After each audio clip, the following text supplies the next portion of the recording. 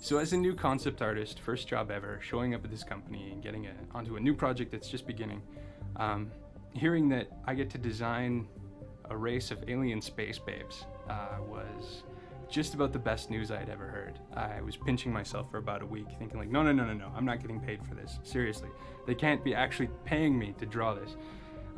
So this was the beginning of the development, just going through just a lot of references and just trying to come up with ways of making chicks that are obviously aliens but still attractive, and just seeing where that line is, what you can get away with, how much you can change on a woman's face before she's no longer as appealing. So again, more Asari exploration, just trying to see, how much to preserve, how much to move apart. Some of the girl on the top right here is just way too far. She's lost most of her skull, and her eyes are too wide apart and everything. So it's definitely not someone you can develop an interest in. Girl on the bottom left, again, too alien, just the big dark eyes and the alien-shaped head. There's a certain level of familiarity that you need in order to preserve that. The girl with this line down her face is pretty much just a girl with a line down her face, but then at the same time, yeah, she's not that alien. Again, experimenting with patterns on the face, with changing the physiology, all of that sort of thing. It was definitely a fun exploration.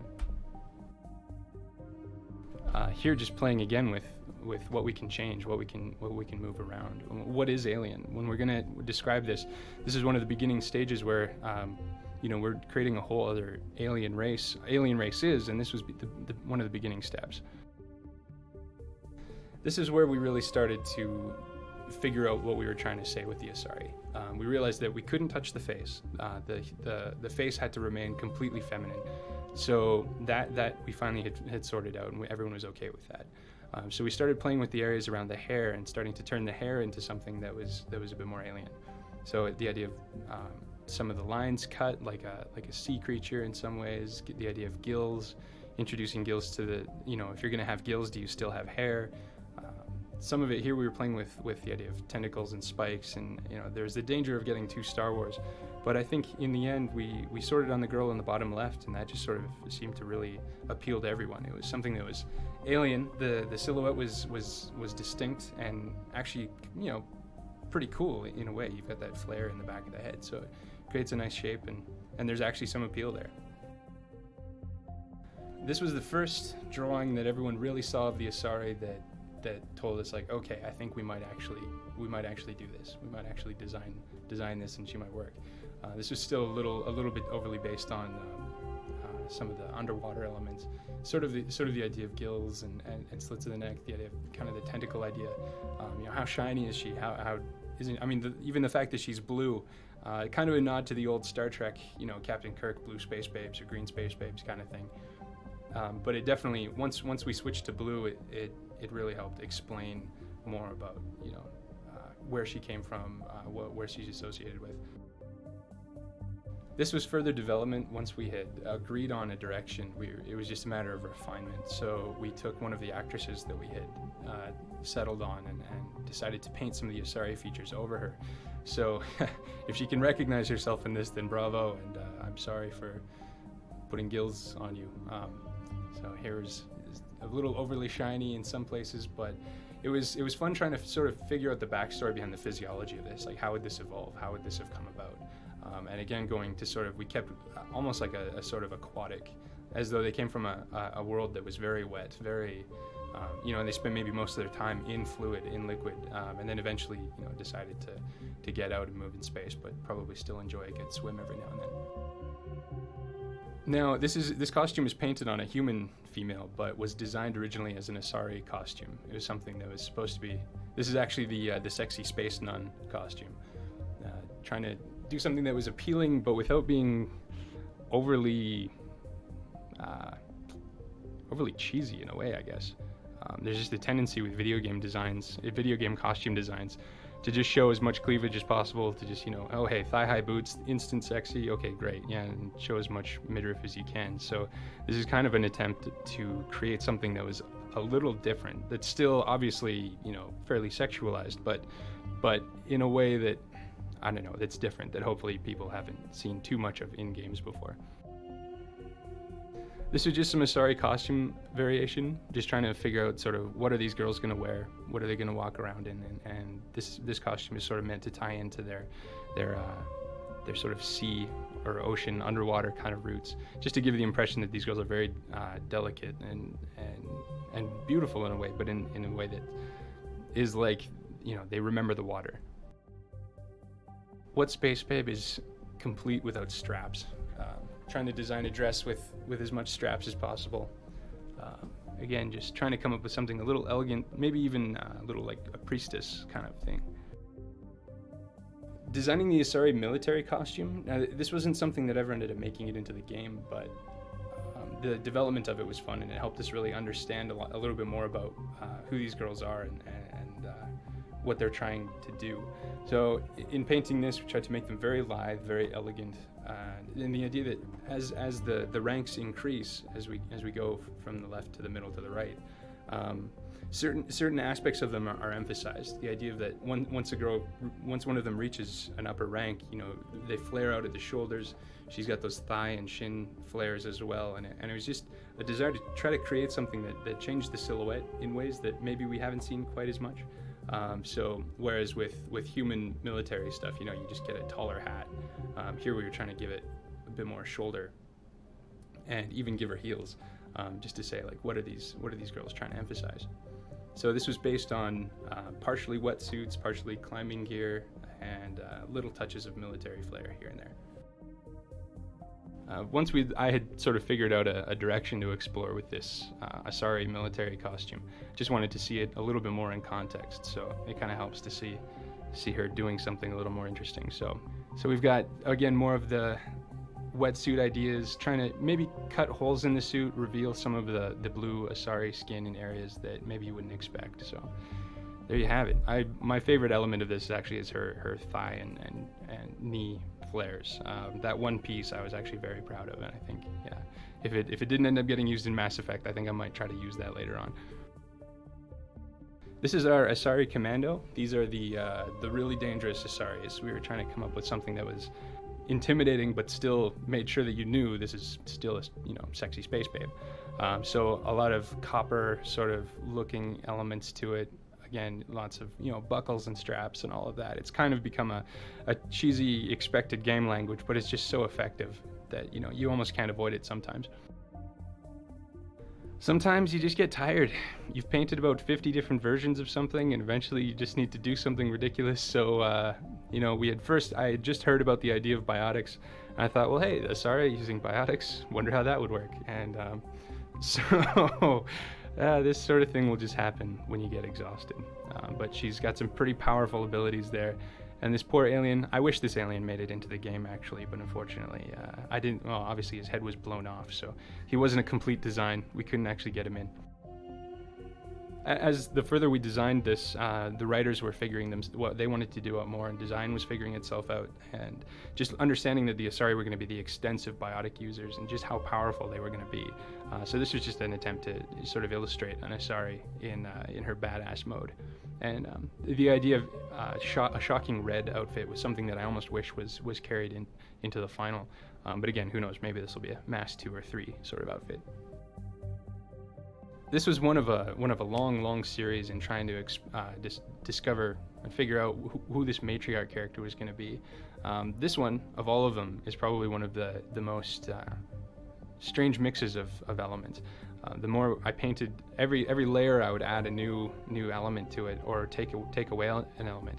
And at this point, it was sort of an interjection or an intersection between two directions. One was the black leather and strap bodysuit, and then the other one was sort of the Holy Mother coat, in a way, trying to even go with colors that suggested someone very pure, very righteous. Buckled up at the collar, as any prudent nun in training might wear, but split right across the chest and then flowing in the back. So it's definitely an interesting mix. After painting again about 30 or 40 different variations on this character, it's easy to lose sight of what you're trying to do. So sometimes you just take your favorite so far and try to put it in context.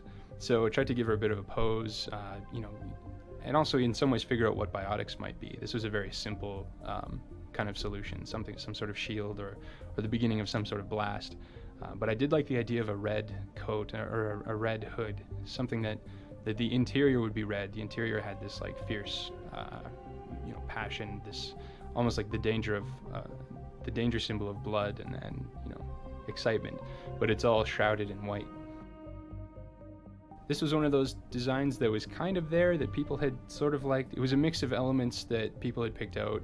Casey and Derek had liked certain parts, so trying to consolidate them, make sure they all fit together in one design.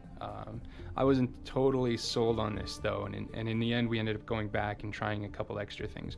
It was actually, this formed a good base, and it was kind of there, but it was just the elements had to be arranged in a different way. Now this is the same matriarch design, just with a few elements changed and mostly just arranged in a way that made her a little bit sharper, a little bit more intimidating, and also changed the colors away from a giant purple dress into sort of the black and darker colors that you see here. We also went through a lot of different designs trying to come up with a good priestess hood for her, something that was intimidating and that let you know that, hey, this is someone you do not mess with. So I think she turned out really well. In the early development of the creatures and a lot of the stuff that you'd find, the aliens, not necessarily dangerous aliens, it's just sort of the fauna and the biology that you'd encounter in the galaxy. We just played with, really, again, as many different shapes as we possibly could find. Just trying to come up with stuff that really stretches the imagination. Just because you watch any documentary about animals and you'll find stuff that's just absolutely mind-blowing. So in a lot of ways it gives you a lot of room, because there's probably something fairly similar to this to begin with. This is the gas bag creature, alien creature. He's kind of a floating man of war in a way, so based on the Portuguese man of war. Again, you really don't need to stretch too far. So this guy's a Portuguese man of war mixed with a mosquito, with a couple of little foraging hands instead of a big needle. And here's just a color treatment over the gas bag creature. This was pretty much all you needed. It was like, all right, it's got the thin membrane, he's got the green skin, kind of sickly. It's just, it's one of those creatures that you just don't want to touch. You wouldn't want it touching you. This is another experiment in just shape, just trying to see what kind of stuff we can get away with. I like the idea of something with a hard, dusty, dark, maybe even stained shell, but that had like a real inner glow to it, something that had almost like these little lights that would walk around, kind of like a glow bug, but more dangerous. One of the tricky things in video games is always like very thin-legged creatures, and also this just didn't really have the right look to it. This might be better suited for a dungeon somewhere. Okay, again here, playing with shapes, there were a few different creatures that were drawn based on this shape, just with different surface treatments. This is kind of the insectoid one. Playing with different textures and trying to see, again, in the end, technical restraints are something you have to consider, but at this early stage, the idea of transparent sacks filled with goo that you could shoot, or the shiny carapace that fades off and gets stained and dirty in some parts, but is really shiny in others. So again, just toying around, seeing what we could actually get away with.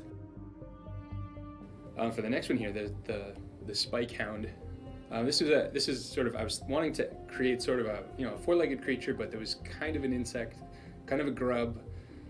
This still, you'll notice sort of the worm neck mouth, the separated jaw. That's kind of a feature that you'll find in a lot of deep sea creatures, but trying to just tack it on there to make you question, like, okay, well, he's shaped like this, so he must eat in a way that's terrifying.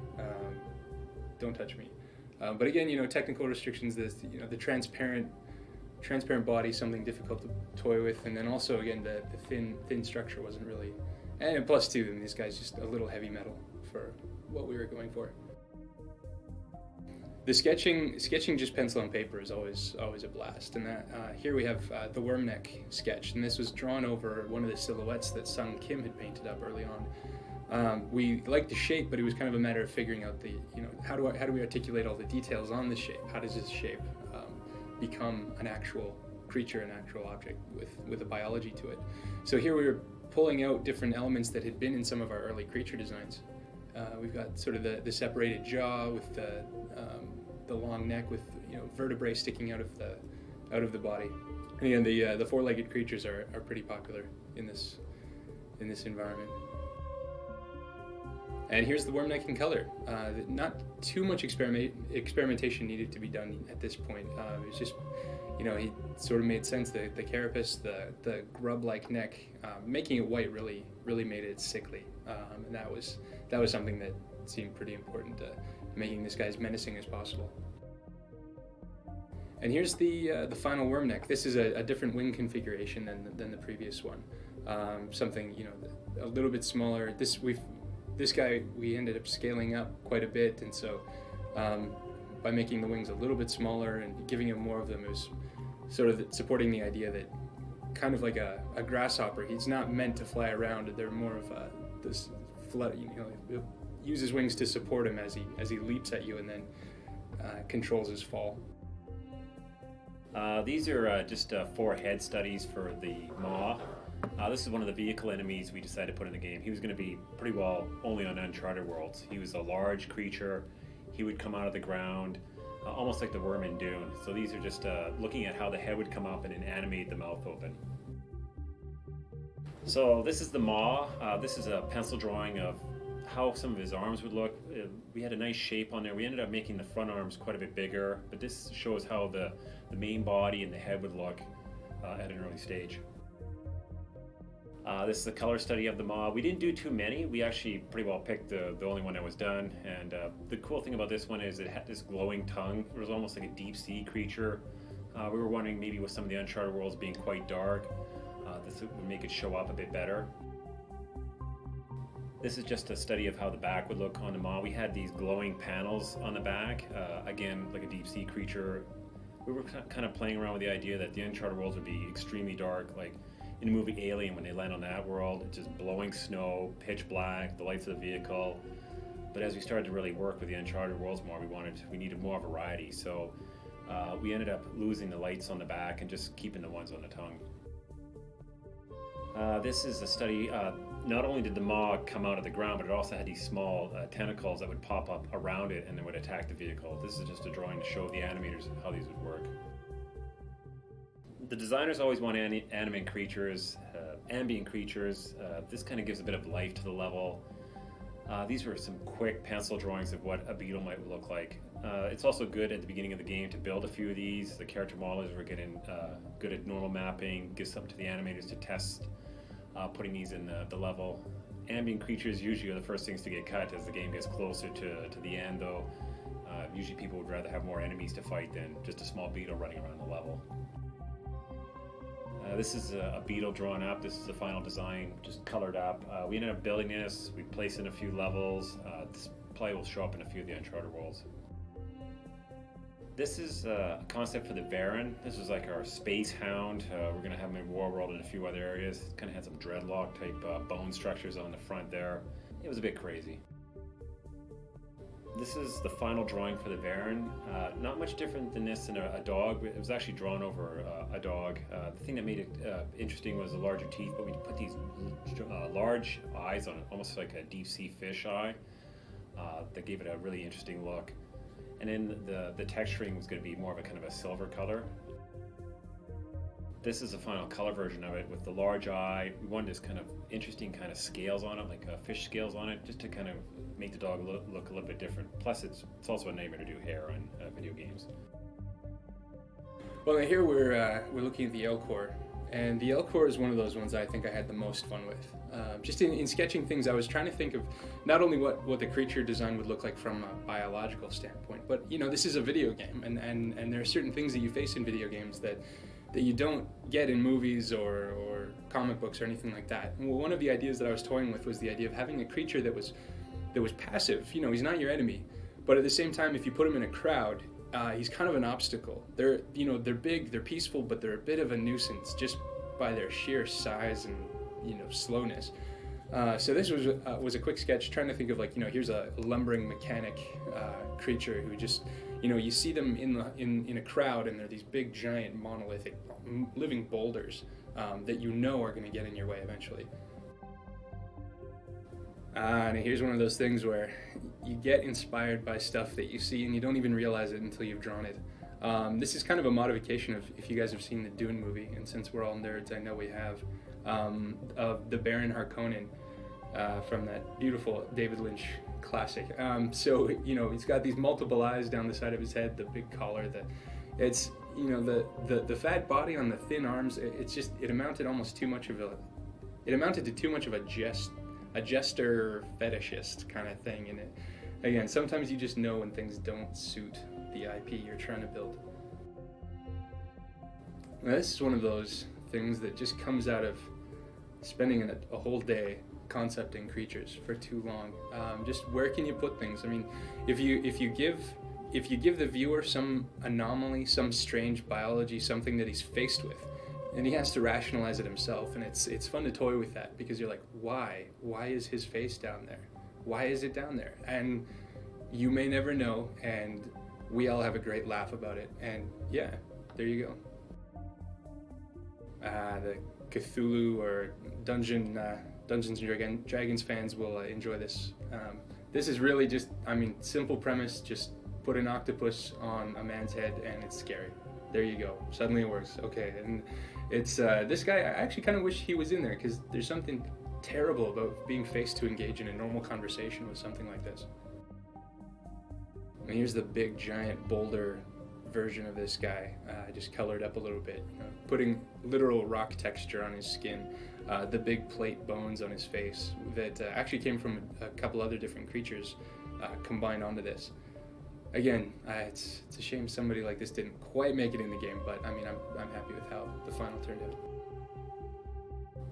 out. This was just a night spent doodling some creature designs. You'll notice some of the little sketches actually end up getting translated into finals, but this is really just toying with the shape of these guys, seeing how far they can be pushed, what makes sense, what's almost too much to believe.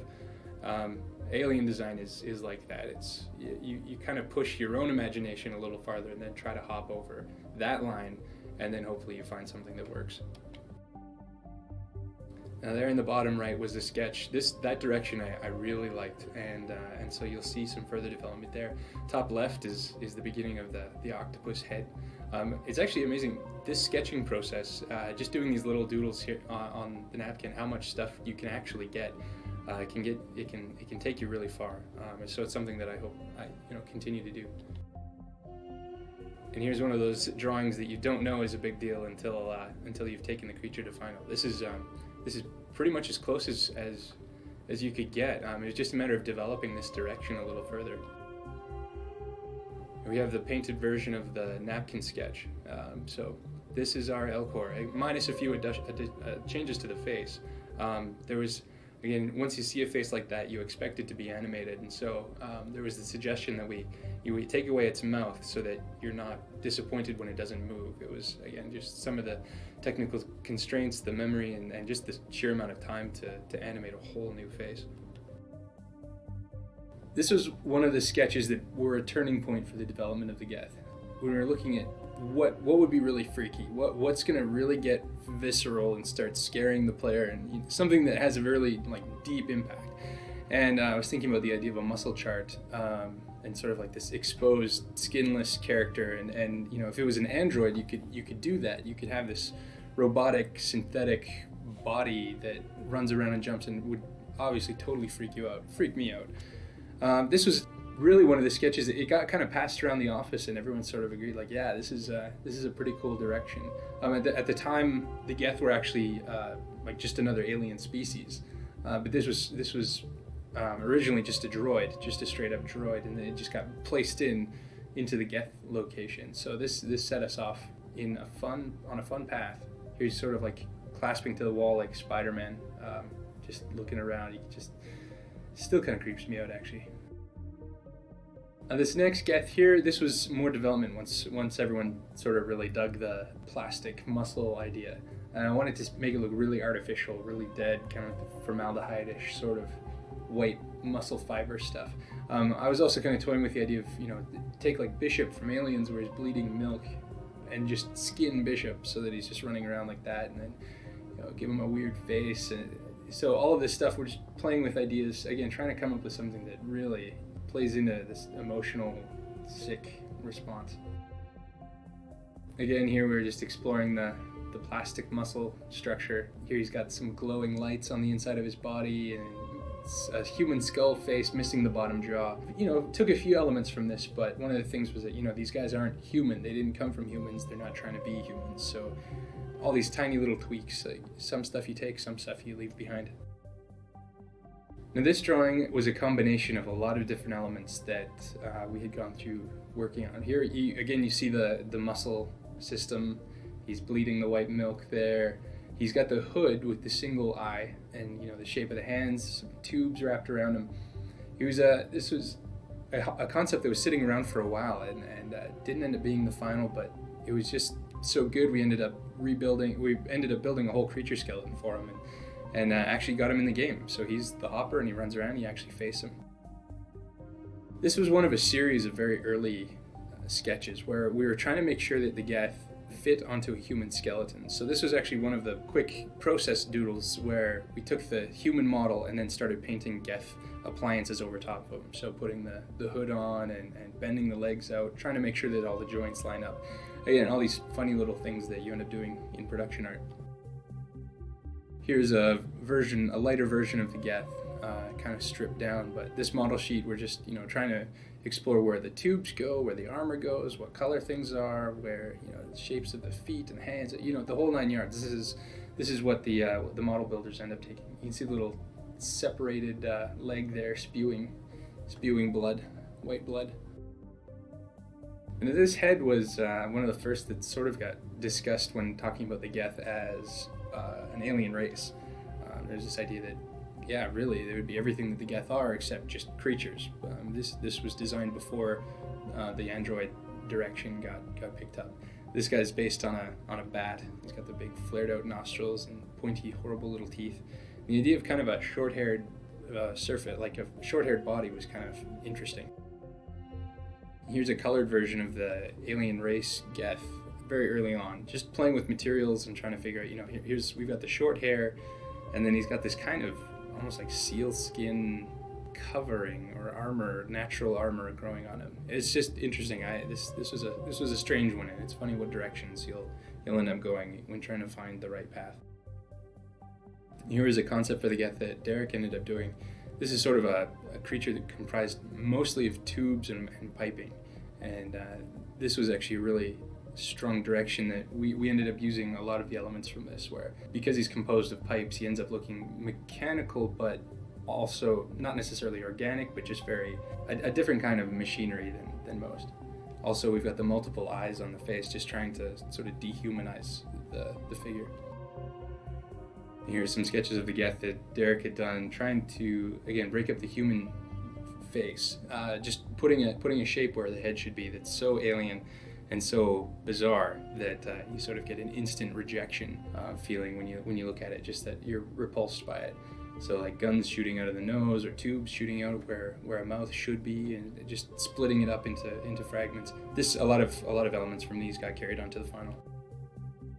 These are some other sketches that Sung Kim ended up doing. Really cool. Again, just early exploration of the android concept. You can see the bits of the piping and trying to change the shape of the head, trying to alien him up a little bit. I really like this. This is kind of like a mercenary android. And here is another sketch by Sung. Just again, here he's trying to break up the shapes and stick with the skeleton, but really try to pull this as far as it can go. The hole in the chest there is one of my favorite elements, and we tried to keep some negative space in the creature in some ways, but it's little elements like that I really enjoy. And here's another Sung Kim. It's an interesting shape in the chest here, just sort of playing with the arcs and the curves, and trying to see what sort of lines you can create with the form while still staying true to the skeleton. I really like the upper thigh there, how it's sort of like a hollowed out section. It's sort of implying that there was material there, but now it's been removed. This is a sketch that Casey did for the Geth at another earlier stage.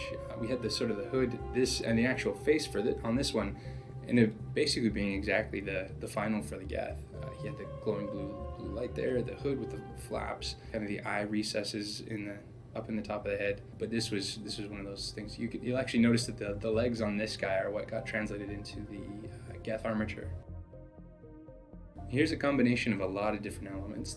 You can see the neon, or not the neon, the fiber optic muscles, the hood on the right from Casey's drawing, one of Sung Kim's heads on the left.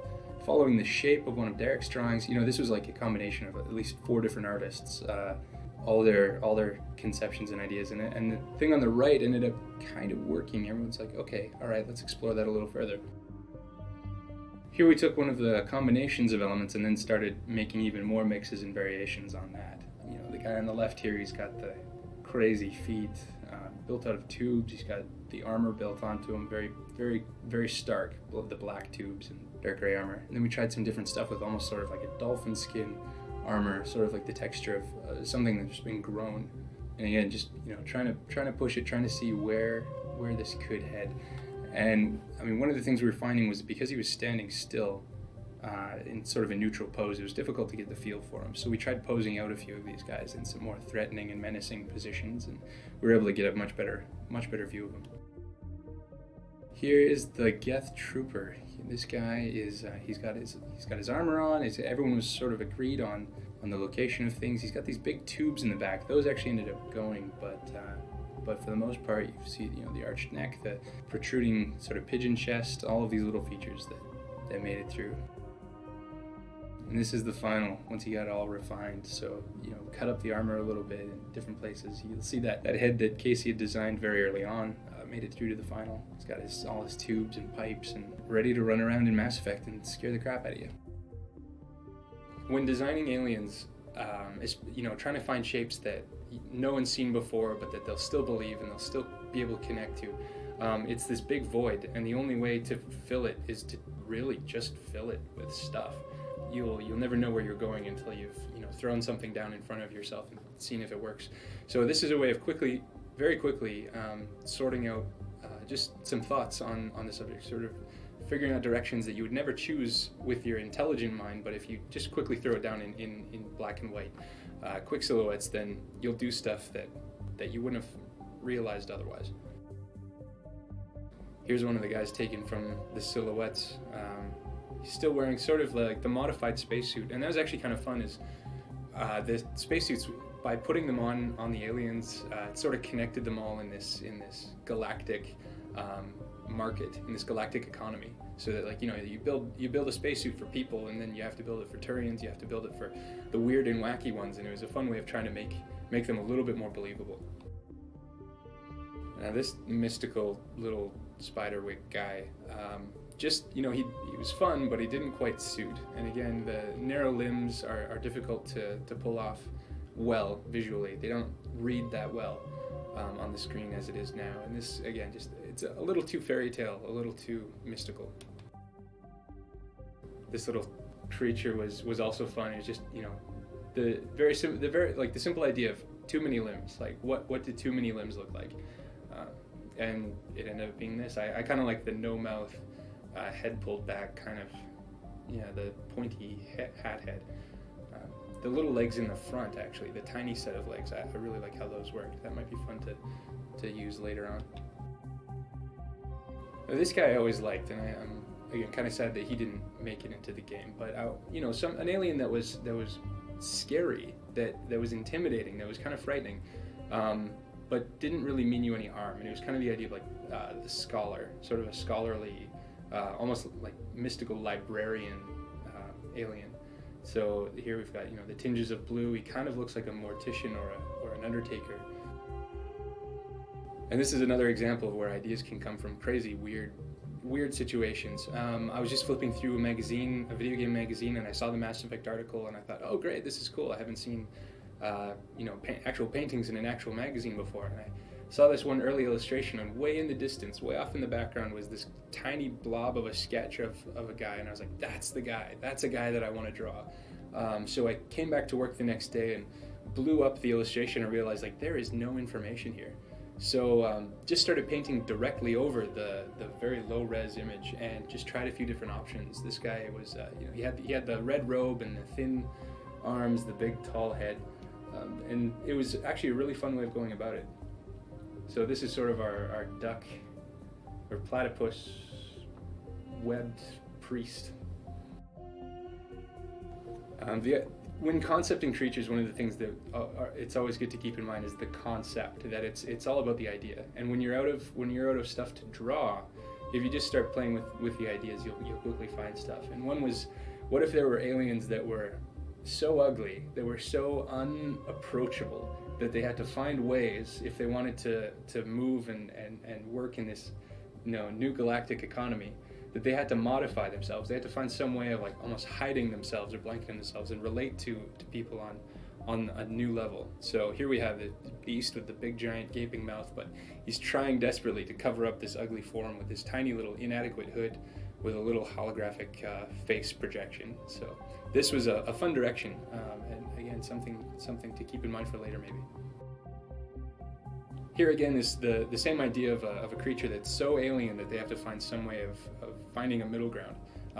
Rather than being ugly, this is just almost incomprehensible. It's a creature that you don't know what to look at when you're talking to it. Am I looking at an inappropriate place, or am I looking at his foot, or I don't know. So the idea of building a custom face, a face where there is no face, I really enjoyed. And this ended up striking a chord with everyone. This is something that is still foreign, but in some senses it just it's got this ethereal glow. It's different, but it's appealing. And when you look at it, it's like you just sit and watch it while it talks, and it doesn't matter what he says because it's pretty. The technical leap of getting from this illustration to the final was a difficult one, but I think still the hand art turned out to be a fairly magical break in the galactic crowds. In the very early days of the Mass Effect universe, one of the big questions was, we need space armor. If we're going to have a space adventure, we need space armor. We need stuff to collect, stuff to look cool. So this is one of the very first drawings, actually, of armor that I did when I joined the project. It's still got some stuff that I liked. Some of this translated to the final, but again, just toying around, just seeing what's possible. Because again, if you're building this universe from the ground up, every question is unanswered, so might as well try at something. I still actually really like this guy's helmet, and I think in a lot of ways that helmet look ended up translating fairly close to some of the final designs. Not quite. This is still pretty simple, but yeah, it's funny what sticks and what doesn't. This is a slightly cleaned up female version of the armor. Again, because all armor have to be, on men and women, it's always good to see what it looks like both ways. And you find differences when translating it. This I still kind of like. It was still really trying to hold true to sort of the 80s classics that we were kind of thinking about in those early days. Now here's a different direction, trying to come up with just different looks, different feels. Again, trying to stick to sort of the 80s palette, the tan and white, and certain things just scream certain time periods, and that was what we were sticking with. And then you see one of Derek's sketches of a helmet in the background there between the two heads, and trying to articulate it in a way, trying to how do we build this? What does it look like from different angles? And that translation process always gives you something different. So that's something that we like to do. Oh, yikes, looking at these drawings is always fun. The very, very early stuff. This was when thinking about environment for very, very hazardous places. Armor that almost looks as dangerous as the environments you might have to go into. So the big heavy pipes, the copper wiring, this is ultra industrial. And then actually, in some ways this informed some of our later industrial clothing. Now here again, just trying to put the armor in a little bit of context with the glowy Tron lines and the screen on the helmet and all of that, and just toying with different styles, different looks. Again, this is sort of the armor plating looks, and in some ways, it works. Some things don't work, but you don't know until you draw it. Now here we have the female armor, and this is this is the closest. Well, no, this is it. This is, it's funny, you just sort of draw it and it works and everyone agrees and it works. The white and red was always a favorite of mine. I'm still glad that's in there. It's, that was originally how it was designed to be, the white and red, but, in so many ways as an iconic piece of armor, there's already the Stormtrooper white armor. There's so many different precedences that need to be respected. So yeah, I like how this turned out. And here's the iconic shot. This is the the armor with the red and white stripes, the N7 logo, a little darker, a little more intimidating. Here we have the human male medium armor. This is, again, we started with the lowest layer and then built it up in pieces. So added a little bit more to the shoulders, a little bit more thickness to the legs and all of that. And it was a good process. Trying to think of how this stuff would work in the battlefield, what the requirements would be. And again, this is so far in the future that, who knows what technological advances they've made. So one of the things we tried to do is keep it fairly close to the body, tighter than, let's say, what ended up being a Gears of War style of look. This is, the efficient, sleek sort of look. Crowd characters were always fun. Trying to design the look of the street, this is the galactic economy right here. It's like, what do people buy? What do people think looks good? Really, it's a chance to use some old traditions, use things that we still think is attractive now, and then really just give them that extra twist that says, like, hey, who knows, you might like this stuff. People a few hundred years ago, if they saw what you're wearing now, like, they probably think it was ridiculous. So why not give you that same experience? Here we have sort of the Han Solo-ish mercenary kind of outfit. Again, just trying to think of, there are certain things that are just practical. Some things people have been wearing for 500 years and 1,000 years, and they're still wearing them. Shirts, pants, straps, awesome. He's even got his little space boots, and it's just one of those things where how much is too much, how much is too close to modern, and again, you don't know it until you've drawn it. This is one of my favorites, actually. This is, of all things, this sketch is one of the best. I was watching Outland with Sean Connery, and one of the mercenaries, and this is out in space when there's a mining station on Pluto. One of the mercenaries is wearing one of those big puffy orange vests, and I just thought, that is hilarious. That is 80s science fiction right there. So I tried to fight for the orange vest as much as possible, and it did actually end up getting in the game, though not like this. So yeah, fight for what you believe in. Here we're just trying out some more ridiculous future costumes. Some of these got a little Fifth Element, which is good because they did an amazing work on that. Jean-Paul Gaultier did most of the designs on there, and it just gives the future a very fashionist, frightening sort of appeal. We had a medical suit on the left here, something orange and flashy, and then this is kind of a space vampire costume for the space goths. Some mechanic outfits for future mechanics. Just trying to ask the questions of, like, what do they need to do? What are the requirements of their space station mechanical requirements? So sleeves and guards, all the protection and equipment that might be necessary. This was a costume I really liked. This was actually sort of based on one of the couches that Sid Mead designed, I think.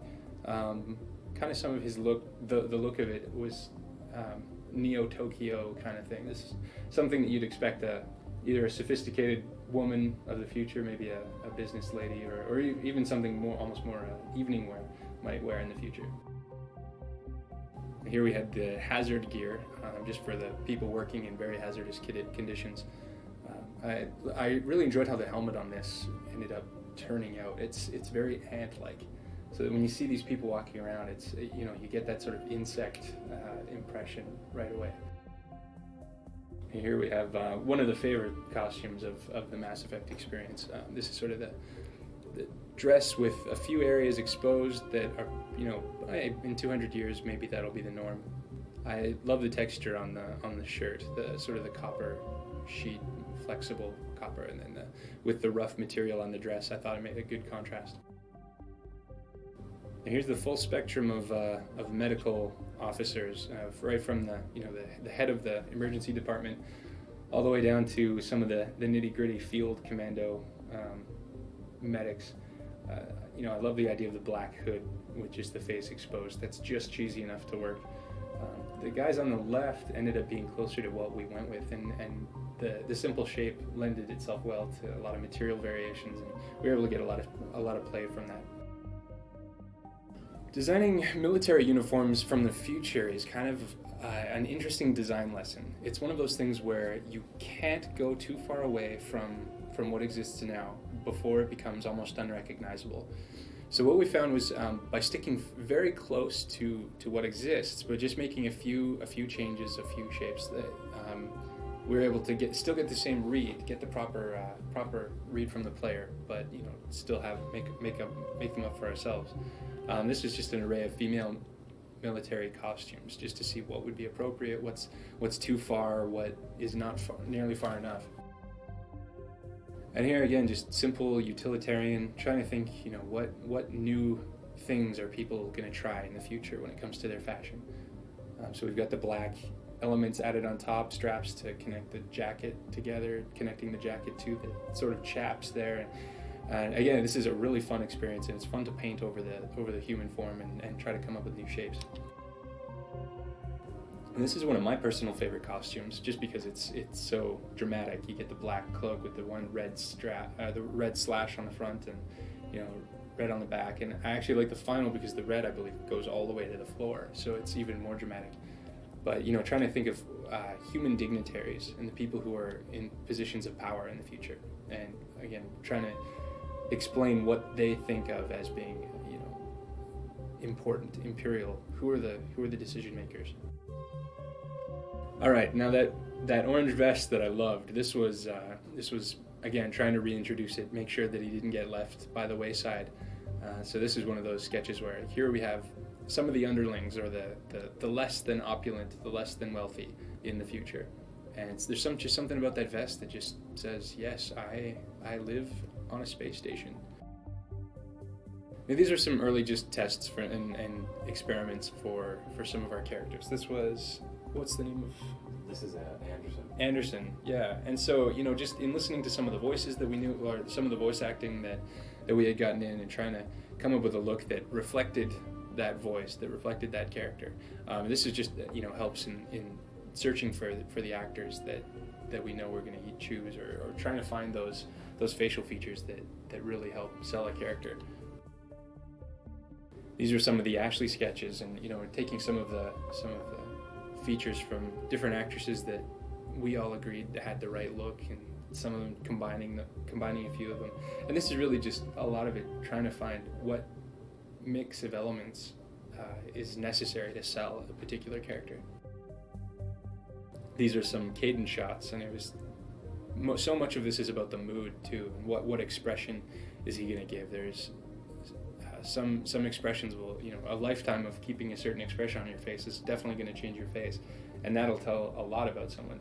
Laugh lines, worry lines, the whole shebang, and then even hairstyles. So again, trying to figure out who is this guy? What is he about? Now, this was an early model's face that we were using as our lead, as our Commander Shepard. Just testing it out, putting him on the armor, seeing does this actually work? Does he have the right look? How does it fit? We changed the expression a little bit. There's a whole series of these where we painted scars on him and beards and gave him different haircuts and stuff like that. But this went through so many different eyes, and everyone sort of was able to have a look. And at one point, this guy, we thought was pretty good. This was probably going to be our Shepard.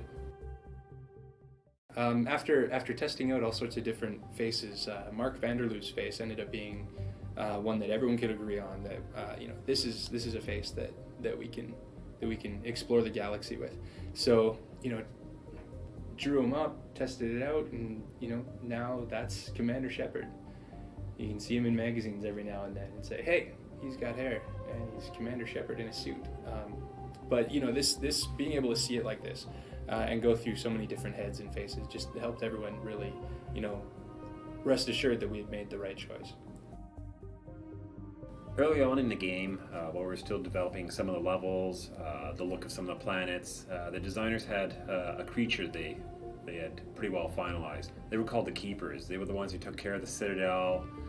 They were kind of like the janitors, the mechanics. They took care of the whole thing. So this was going to be an ambient creature that you would see throughout the level, and then they were going to play a pivotal part at the end of the game, which changed a bit to the final. So these are some early concepts of what that creature was going to look like. This is a character that was drawn up. A lot of these were just quickly drawn up in pencil, and then we were trying to decide actually how they looked, what the designers wanted from them, would they work with the story. So this was an early attempt. It just had some kind of interesting legs that would kind of balance it on the ground, multiple arms and limbs. This is another concept for the Keeper, and after we did a few, we started showing them to designers, and they started to tell us that actually the Keepers were supposed to be this very docile race, not menacing at all. They're almost like puppy dogs taking care of the base. So as you can tell, if you saw this guy taking care of the base, you'd want to blow his head off immediately with a shotgun. So we had to kind of incorporate that into some of the designs. So this one here was starting to get a bit less menacing. We were trying to figure out how many limbs. 4 arms we thought was a pretty good idea. Maybe the animators didn't think that was a good idea, but we thought it was kind of an interesting character. So one thing we kind of noticed with this was we needed a bigger head, maybe some larger eyes so you could actually have some feeling for it. This is starting to get closer to what we wanted. We were playing around with how the legs worked. So we wanted 4 legs, we wanted 4 arms, some bigger eyes. Probably something we needed was maybe a mouth, so it looked like it could communicate. Probably take some of the joints out of legs. There's just too many in here that kind of made it odd looking when it was balanced above his legs. This one here, we started to like the body.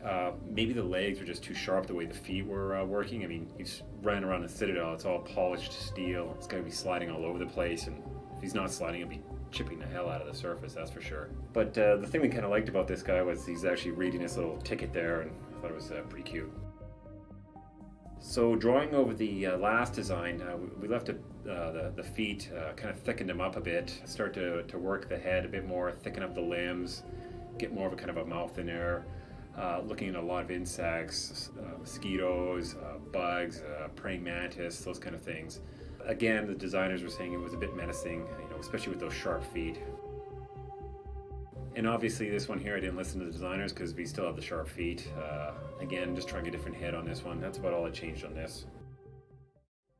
So this one here was starting to get a lot closer. We left kind of like the sharper feet, but just added these toes on there, so it almost like softened it up as it walked along. Put larger eyes on it, give it a bit more feeling. Put this little vest on there, a little backpack that he could communicate with people. A little antenna, looks like he's cleaning. At this point we had the vest, but we ended up changing it to more of like a draped material on there. People were wondering how he zips that thing up, which makes sense. I don't know how he got that on either. So this is pretty well the final design for the Keeper. You can see that we've changed the vest a bit. It's more of like a draped vest over top of him. Got the color, insect green, why not?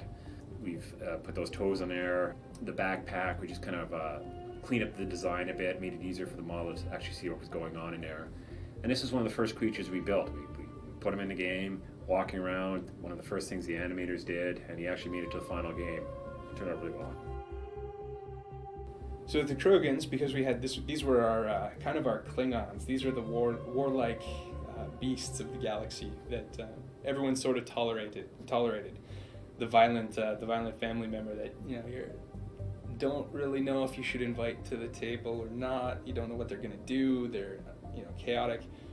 So heading straight away, the designers will say something like they're space lizards, and right off the bat you'll take that fairly literally. So you kind of have to get that sort of thing out of the way. Here were some sketches of just some different, almost gorilla-like bodies. I don't even know who did these. Mike Spaulding. Yeah, Mike Spaulding did some awesome work for this. It just, that ape-like shape, that really imposing gargantuan form is something that definitely translated. Here we had a totally different direction. The face was mostly approved, and this was trying to come up with a body for it.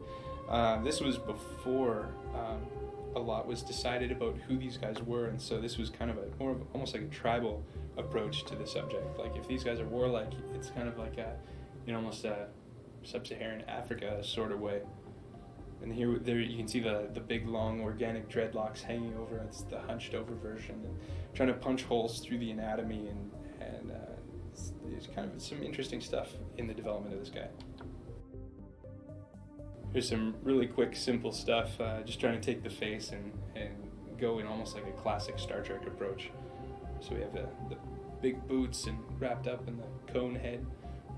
Didn't quite do the job. Here was just taking the face and sort of working a body around it. We like the idea of it having the shell with some almost exposed, softer tissue, but trying to find the right arrangement for it was interesting. This guy was a little too lumbering, a little too almost dopey, for lack of a better term. Putting the big hump on the back really helped to sell the idea of them being almost like slaves.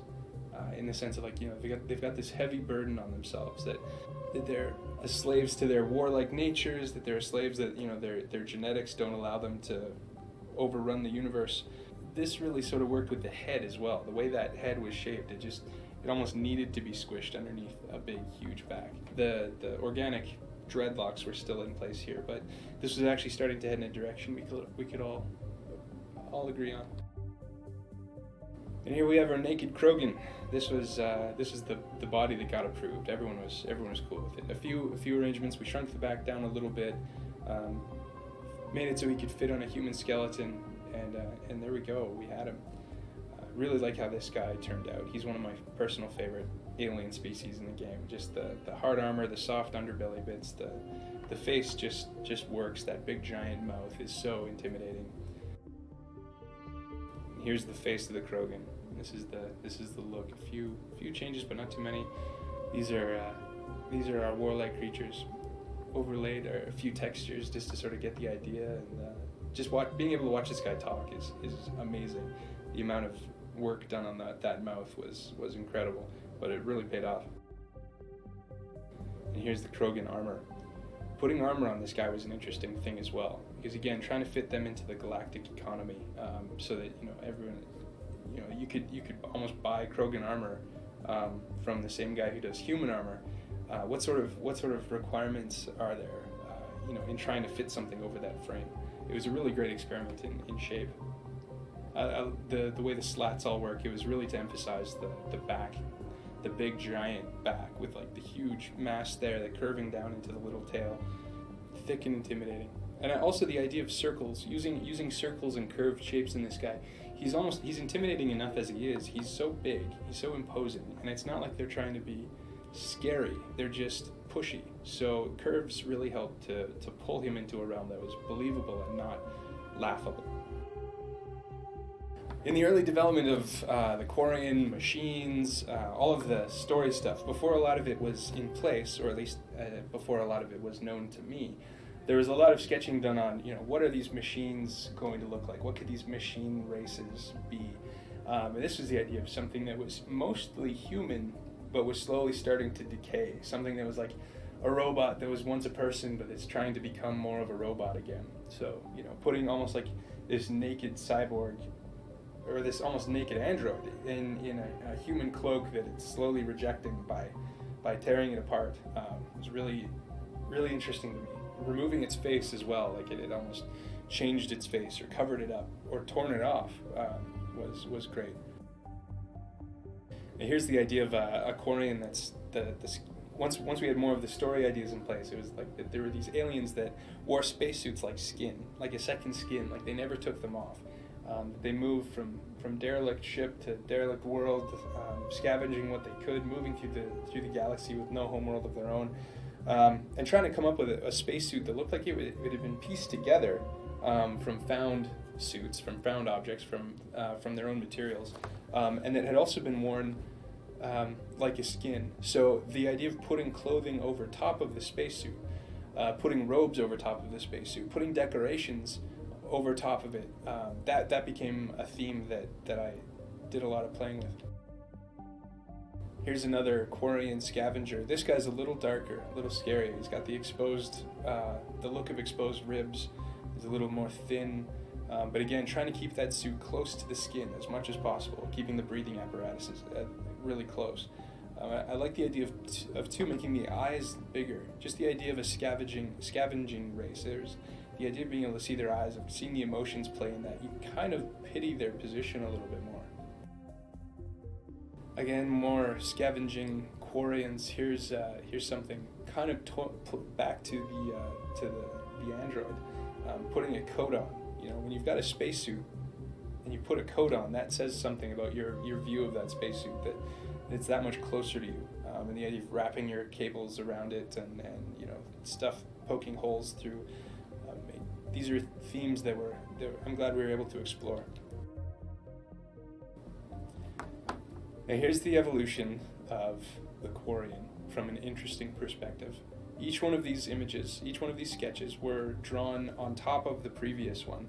So just copy paste and then paint right over it, and try to respect it as little as possible, while still remaining true to it. Now this was just trying to find new shapes, new themes, until eventually it became a search for the Quarian shape. And this was brought on by the story idea that the Geth were created by the Quarians, and so trying to work backwards and say that we had mostly an idea for the Geth in place. We had agreed upon the sketch in the top left to a point, but there was still this Quarian question. So by trying to find new Geth designs, each the top row there is just trying to find what else could the Geth look like, what else could they be, and then slowly it became a matter of like, okay, well, if the Quarian made them, then okay, we've got the legs with the bent, we've got the way their feet are made. There's a hood aspect, and so these carried on until once you got down to the bottom right, you had a creature that you could believe made the Geth, but that the Geth were a corruption of this shape. That the Geth were sort of the hide to Dr. Jekyll, or is it the other way around? Dr. Jekyll, Mr. Hyde, Dr. Jekyll. Either way, so that they tied together, and when you saw them and when you learned the truth, it was more of a aha, I knew it sort of moment, rather than a, oh, okay, I guess I'll buy it. And again, this is a technique that I've since used many times when trying to find a very difficult shape, trying to find a very difficult creature. So here we have our final batch of options that people got really excited about. In the end, it was the closest to the one on the left there. When tying them in back to the Quarian, to the Geth, I like the idea of there being a hood in place here. That the hood of the Quarian became this corrupted hood on the Geth, and that their face became smaller and their identity became less as this hood slowly became their head. Also, the hood, because of who this Quarian was, because we only knew there was going to be the one, and that she was going to be, at least to some degree, fairly innocent, almost in some ways motherly. There was the idea of sort of the Virgin Mary, that here's this almost innocent, virginal creature that you feel the need to look after, playing up on some very old, iconic images, but it works. And here we have, once we agreed on it, we paint up the back, try to get everyone's agreement. Like, some stuff just doesn't work, some stuff is too much. Having the pipes sticking out of the arms and legs was a very difficult thing, so we would either end up pushing them closer towards the body or get rid of them altogether, find another solution.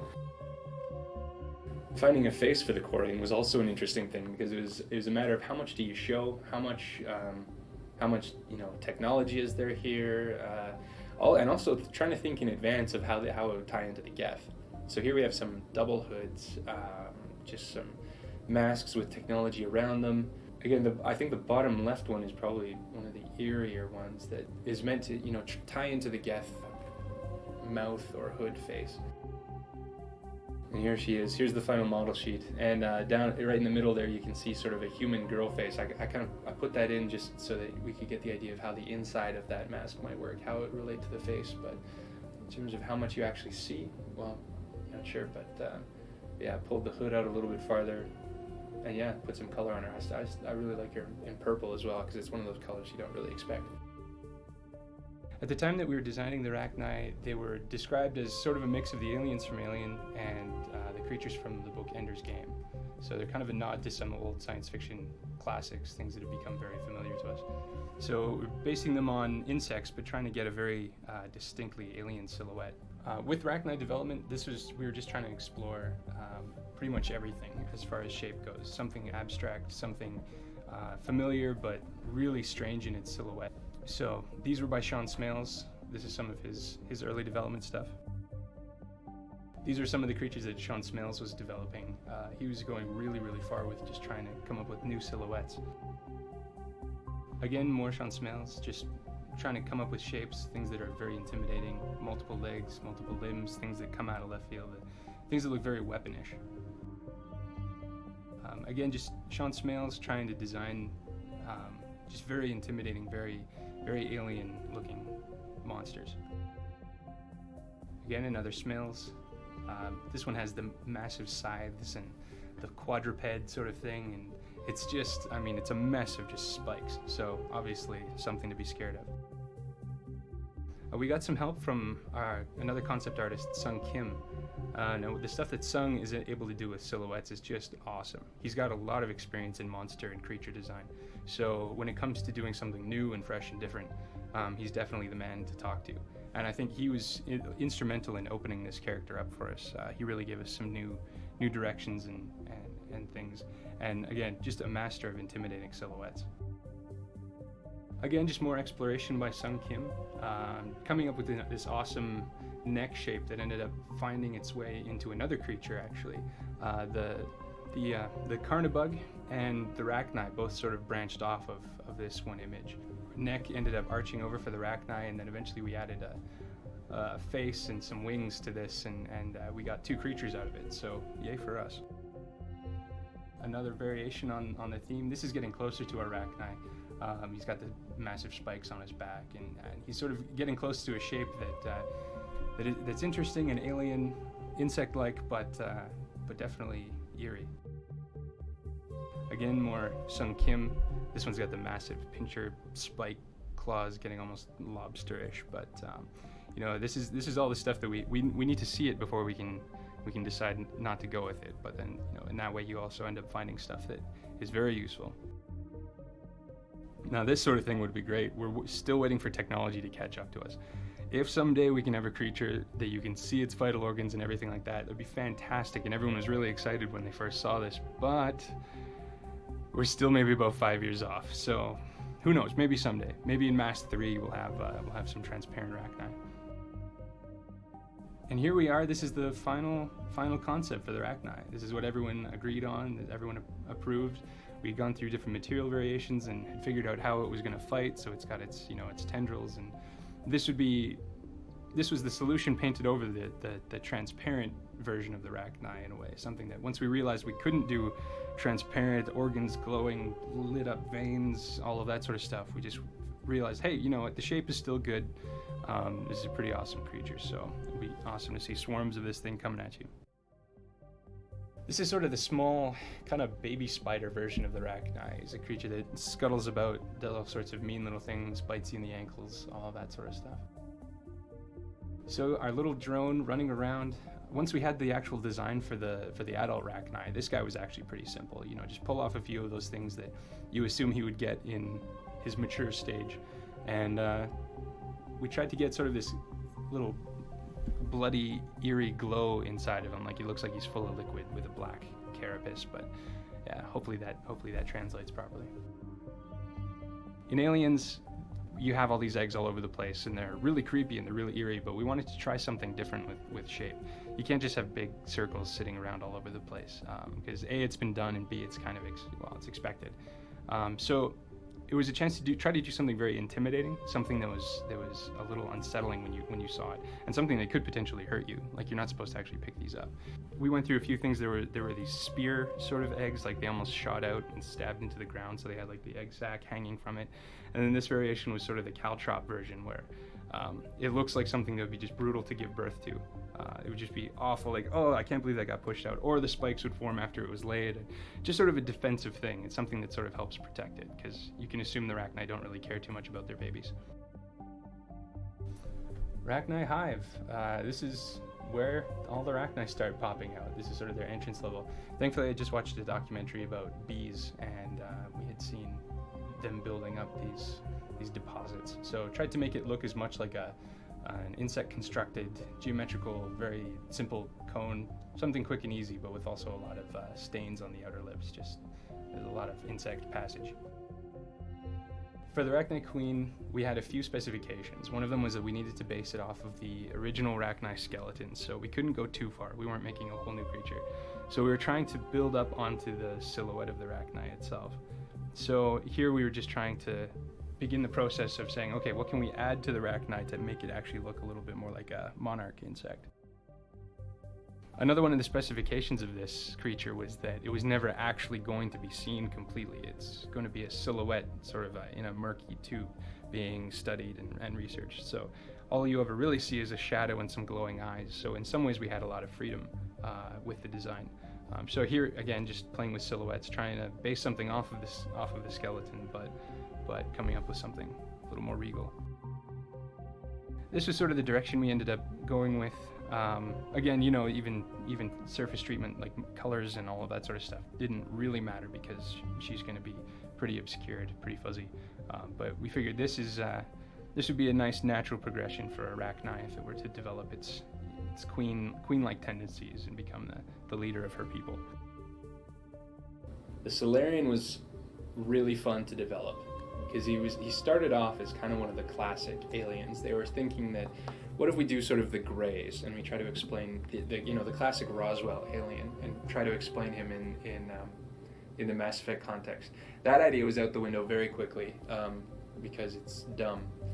But the direction provided a great launching off point. And so some of the information we knew about these guys was that they were very intelligent, that they were very almost poetic. And at the onset, I got the impression that they kind of had almost the Japanese, or well, I will say Asian approach to war, that it was something that wasn't necessarily good, but there was beauty in it, that there was contemplation and time for quiet and all of that. So these kind of became our warrior poets, at least for me in the early stages.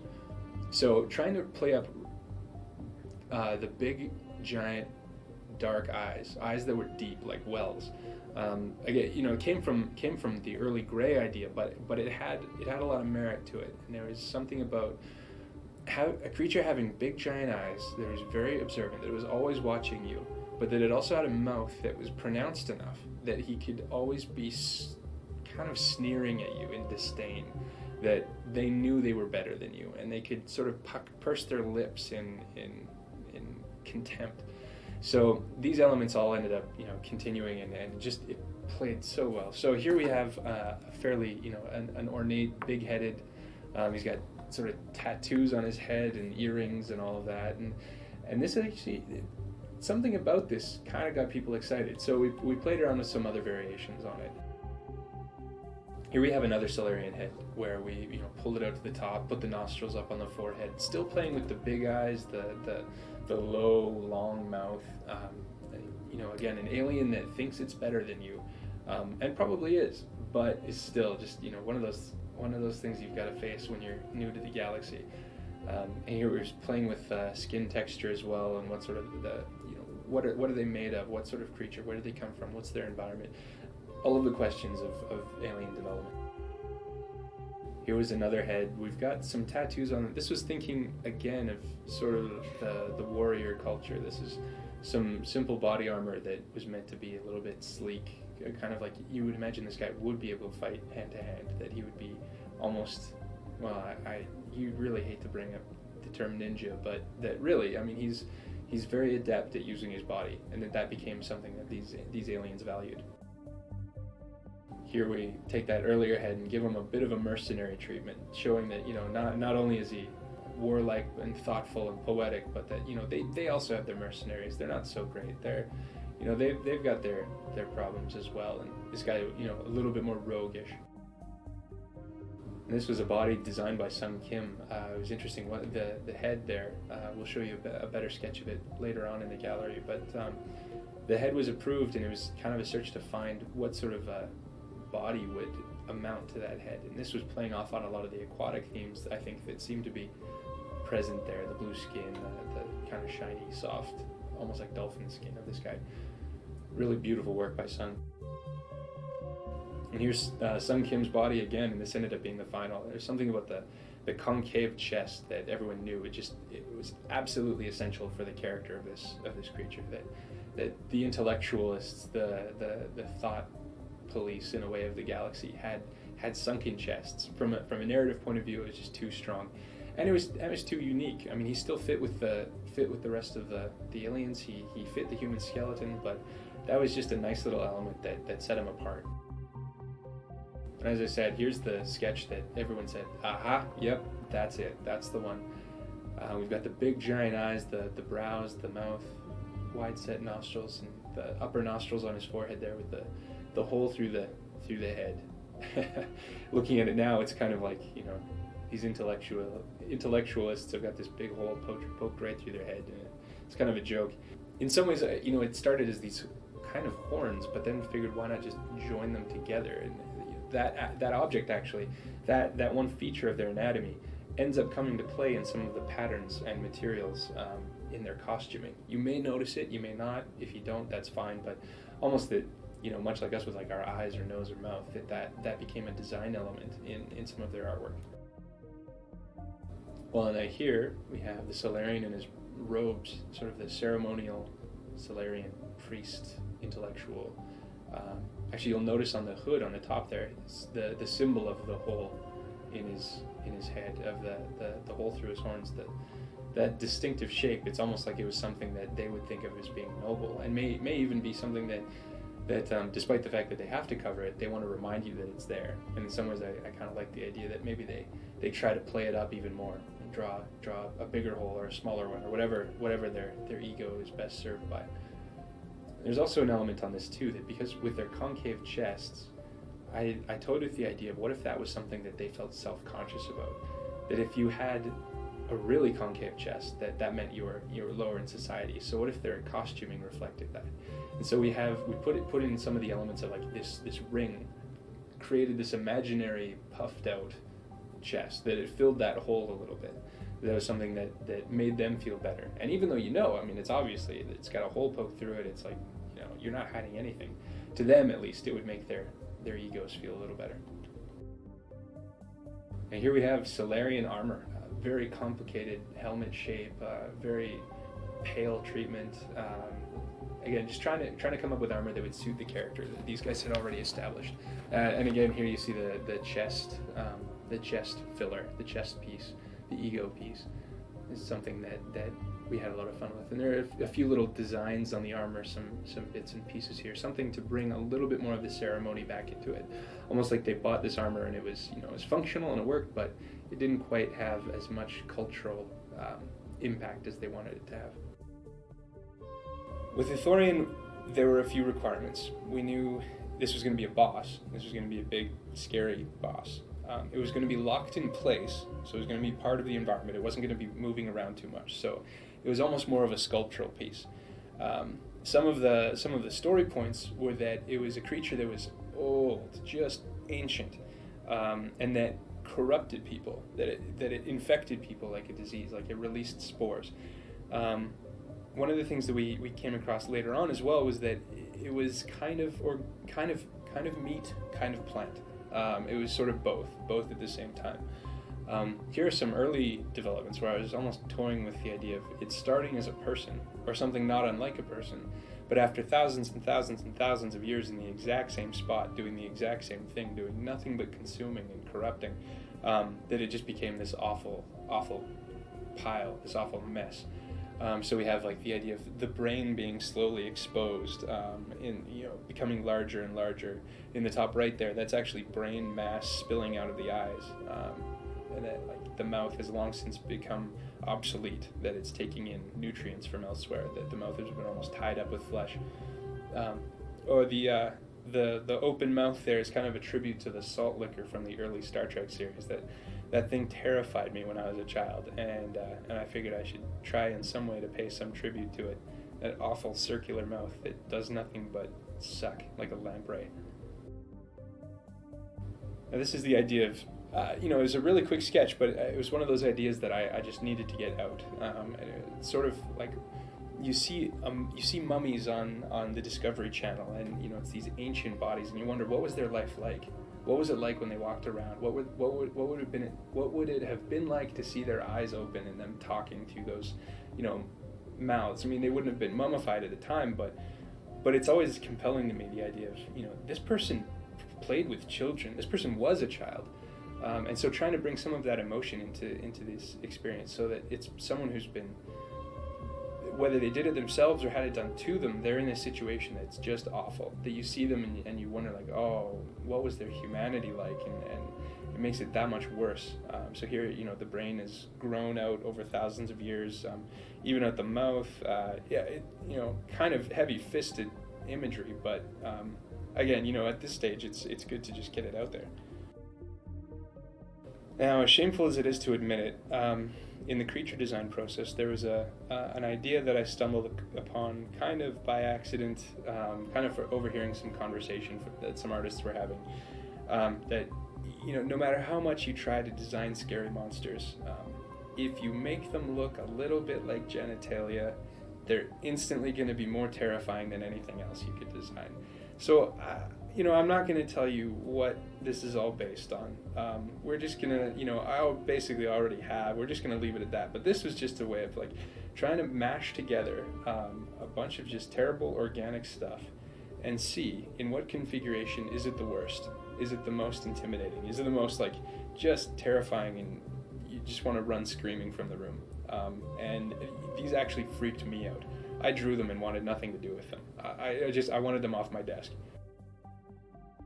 Here was an idea that I kind of liked, just the idea of this living infection that it was, had almost attached itself to the wall and was getting bigger and bigger and was barely able to maintain whatever was keeping it suspended. That it had sort of grown according to its position of awkwardness. This, I like his twisted mouth and a collection of asymmetrical eyes off to the side. I like too, now looking at it, that all of those eyes are looking at the wall. Why would you grow eyes on that side when all you can look at is the wall? You can now see the wall with 7 individual eyes and have only one to look out at the rest of the world. All of that sort of stuff, you just go with it. This was coming back to the idea of a mix of meat and plant. This was, more almost thinking of the Thorian more as an organ. Once I started heading in that direction, that this is actually almost like the heart of a building, and that heart is corrupted. Then it became a matter too of looking for different materials, and the tentacles down at the bottom were kind of the idea of a heart that's infected by even grubs, by worms, that it's that's how it eats, but that it's also eating it. Here again was a hanging mass of flesh, something that would always be moving but would never really move anywhere. I saw a video on, again, the Discovery Channel, of an octopus cleaning itself, and for maybe 10 seconds all it does is just there's a flourish of tentacles as it just twists them around, but it looks like this violent flower, and it just stops for a moment. You get this explosion of movement, and I like the idea of these tentacles just slowly moving all over itself, just touching itself. Oh, this one I hate the very most. This was the idea of the Thorian piled up in a tunnel somewhere, that you only got the hint of it, that here's its feeding mechanism or whatever else, feeding and discharge or whatnot, that it's this terrible, terrible thing squeezed into a hole, and you don't want to know how deep it goes. You don't want to know how far it goes. And again, just playing up on the idea of the organs and little teeth growing out of places they shouldn't, and a mass of eyes, and it just again, it was liberating almost to concept this stuff, but at the same time, you're grossing yourself out. And here was the idea of a grub/heart mixture with some tentacles tacked onto it and some eyes. Looking at the eyes, I was kind of remembering Starship Troopers with the brain bug, the big giant creature at the end. It was really, really, really gross, and it would suck people's brains out through a straw.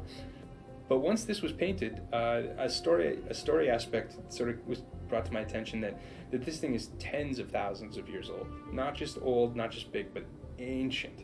And this looked, I wasn't comfortable with it. It just looked too young, too new, too fresh, too newborn. And I wanted something that was dustier, that was more ancient, something that had almost a little bit more of the Magnola flavor of it, the Hellboy gods that are hundreds of thousands, if not millions of years old. And so here we have the Thorian finally, removing the eyes to remove that intelligence, almost painting in sensory organs instead, so that you don't know how it sees you, but you know that somehow through those organs it's aware of your presence. The teeth and tentacles, the pile of mess beneath it, And some of the shells on top, that was sort of the approach of, trying to make it seem more dusty, more aged, that it had built these shells over its body to cover as much of its vulnerable side as it could. And then just the mess up top of just whatever organic material is needed to keep this wreck of a body suspended. I love how this guy turned out, and walking up to him in the game is it never ceases to just gross me out. So I think we accomplished our mission. Hi, my name's Sung Kim, and I'm a concept artist for BioWare. I was on another project at the time, Dragon Age, when Mass Effect had asked me to work on a few concepts, particularly the Turian. This concept here was an early sketch of the Turian. It was very influenced by bird-like features. The designers had mentioned that they wanted a bird race, and essentially it was trying to capture that in the head with sort of like a beak-like facial features and feathers. But ultimately this was a little bit too bird-like. This one here was very similar facially, but I just tried playing around with the body and was sort of influenced, I guess, with the Batman animated style body. Very triangular, blocky upper body, give it sort of an imposing look. Another concept of the Turian. Ultimately this was a little too far the other way. I wanted to get away from bird features. I guess this one sort of fell in the what is that category. It was too far gone. There were some interesting things that I pulled from it that actually stayed on the actual Turian that was used. I guess the more I was playing around with the musculature and the physiology of the Turian, the more I wanted it to be sort of elegant and long and have sort of a exoskeleton feel to him, and to make it look, I guess, fast and agile, and essentially hoping that the characteristics of the head were the most prominent features. And unfortunately I was running out of time doing concepts on the Turian, so I never got to fully actualize the lower portion of the body, more details of the rest of him. Tighter version of the head. It was sort of my intention to have that plated feel over the face, almost as though you can imagine that over years of evolution they were birds and their beak had just evolved into plating over the entirety of the face and in areas of the body, hopefully carrying some of the characterizations of the bird eyes. I think plays a big part in the success of the concept. I wanted to have a certain intelligence to the race. Yeah, and that's about it.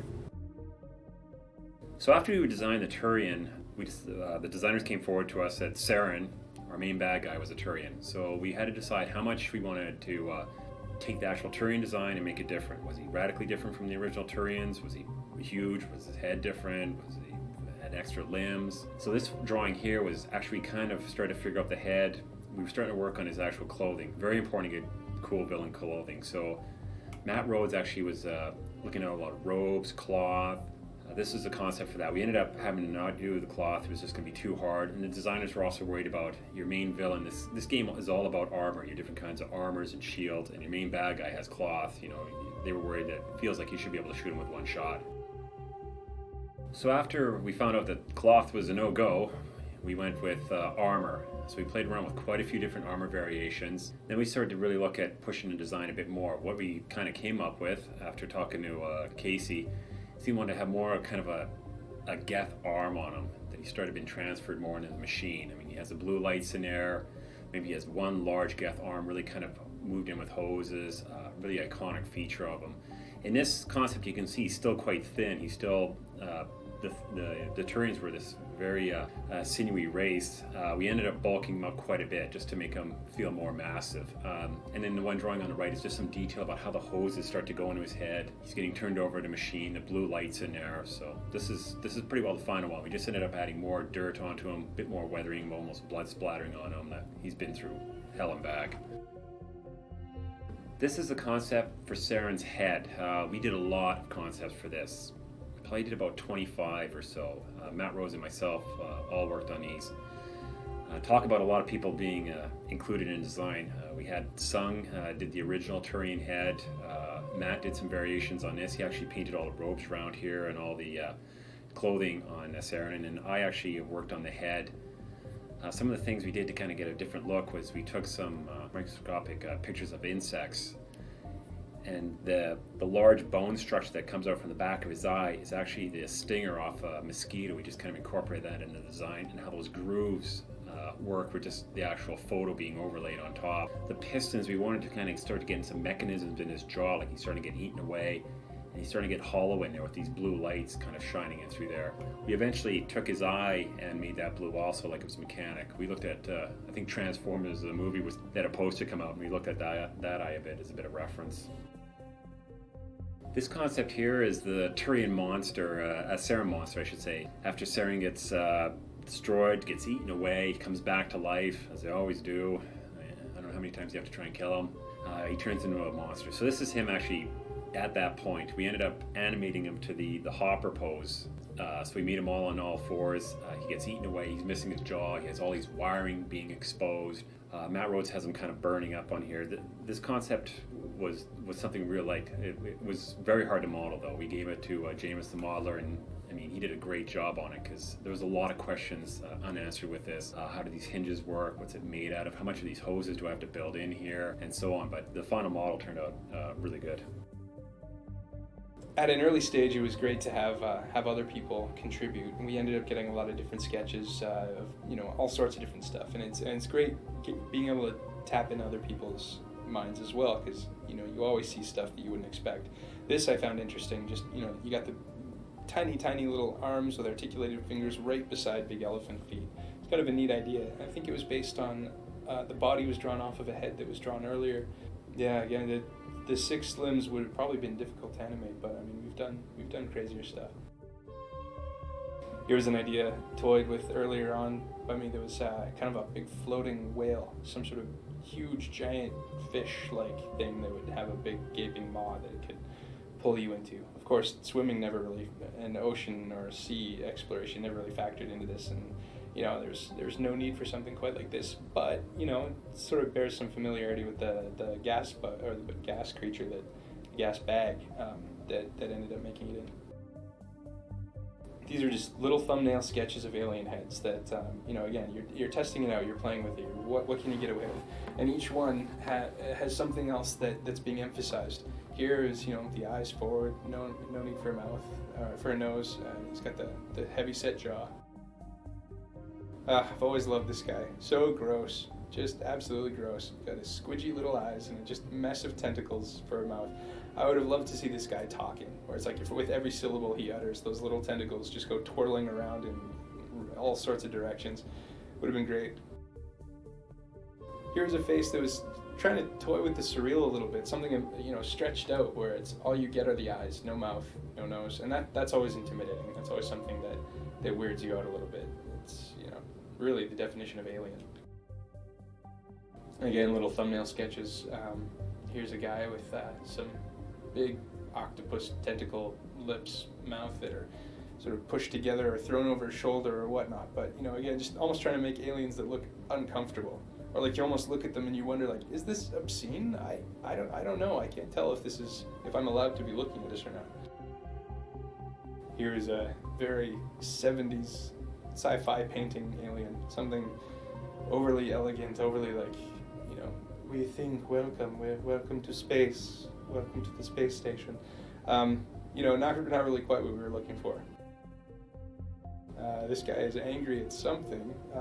Again, just taking creatures and almost like just poking holes through their heads. Like, what happens if you scoop out the back and just leave almost like a hammerhead shark thing with his eyes on the edges, and then I guess give him pigtails?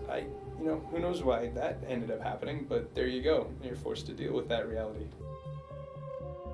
Here's the idea of, even piling stuff up on the face, ridges, and almost look like barnacles on his chin now that I look at them now, but I like the idea too of having wizened old faces in the middle of this alien shape. Here was one of the results of an exercise that we did where we would take a head and try to come up with a body that matched it. So here we have the long, thin head with a long, thin body, trying to maintain a little bit of that elegance to it. Here's another concept done up by a member of the team. Again, just toying with the shapes, trying to, like, we need aliens, let's throw more aliens on the pile. Here was another submission. Again, it's great to see this stuff because, you know, you'll always see something you never thought about. Here were some animals that were sketched as ambients. Just the idea of like some sort of tree monkey or something that would hop from limb to limb, or you know, crawl up underneath your spaceship when you landed. So toying with big eyes and monkeys, and I like the little ape dog in the bottom there. Here was the idea of trying to come up with a creature that was just big and gigantic and lumbering, almost like a brontosaurus, but trying to think of, you know, maybe big horses or something, but the size of dinosaurs. It's just kind of an intriguing idea. More creatures. You can see that, you know, the kangaroo and the koala, panther horse in the bottom, and the little fish with legs. You know, this was a lot of fun because you just go drawing animals and then eventually just start mixing and matching all of the stuff that you've learned. And it's something that I would love to do more of in my spare time. The space cow. The space cow was drawn as a little joke, and I'm almost sad that that joke didn't come all the way to fruition in the game, but maybe at some point later on. This little guy was great, chewing on his grass with his 3 horns and his big, giant, puffy body. This was a direction that I actually really enjoyed, and could almost come into play on another project at some point if I'm allowed. That would be kind of great. This was messing around a lot with, much like Sebulba from Star Wars, playing with which limbs become the priority. The idea of, like, you know, what if the hind legs were no longer as important as the front? And then he started to develop another set of legs in front, so, you know, it starts to play with your perceptions a little bit. And I like the idea of these big, heavy-boned faces, almost like scarab beetles, rhinoceros beetles that fight each other, that have these big shapes on them that are almost in the abstract. It really lets you know you can draw almost any shape you want, and it probably exists somewhere. There was more development along the lines of this fighting 4-limbed creature, where his legs have almost become like a tail, that I really liked. It was kind of like trying to come at the T-Rex from a different angle. Here's a sketch of a creature that ended up getting colored up, bug, and also thinking of flying creatures. Creatures that were maybe like birds, but that came at it from a different section. Like here, in the top right, a creature with wings that are mouths, or in the bottom, an insect. It's almost looking like a Pokemon now, but where its ears have become gliders. Here's playing with more ambient creatures, the idea of birds that, you know, the top right doesn't even have a head. There's no need for a head. Or Sid Mead curved parrot. That was almost a bit more of a joke, but flared out tails and little beaks, and it was just great to mix and match pieces. Here's one of the early designs that kind of inspired the gas bag. It was summertime, so it was mosquito season, and they were pretty much what I hated the most at that point. So I thought, what would I want to see the least in the galaxy? More mosquitoes.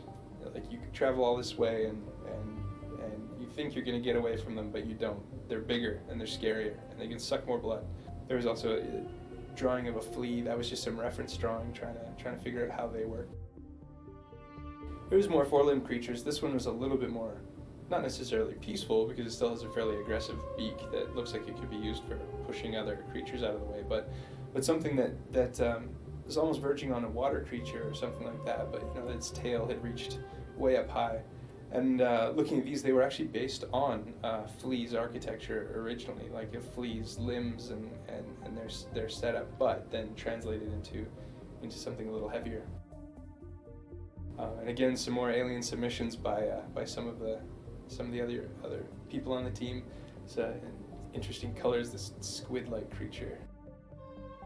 There's a very, very, very, very early sketch done before a lot of the story stuff had been figured out, but I just like the idea of a big fat guy in a tube covered in cables. I mean, who doesn't love that, really, honestly?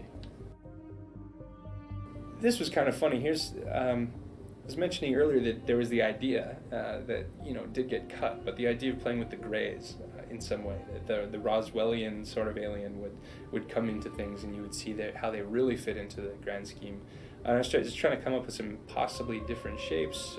Somehow the one on the right is wearing pajama pants wrapped in a blanket. Can't explain that, but there you go. It's on the cutting room floor. I loved the idea of having these little terrible things walking around that never hurt you but just looked stupid and just made you laugh whenever they walked around the corner. So that's what the things on the left were, just these ugly little grubs with 2 legs or 4 legs or whatever. They're just something to take your mind off of galactic problems, because hey, look at those guys, their lives probably suck. Then on the right, just trying to play with, again, just attitude in aliens' faces. Trying to play off of like really human emotion in foreign faces, which is always the task, but this is sort of trying to be more intentional about it. And in some ways trying to think, what would Jim Henson do?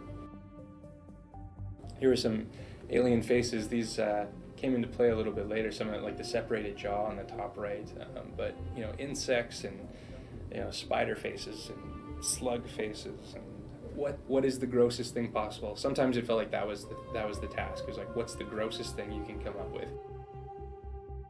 The Volus design was one of those fun ones that came about from an odd sort of direction. It came at us sideways. While we were working on one alien, it sort of, one alien plugged into another alien, and hey, we could borrow from that pool.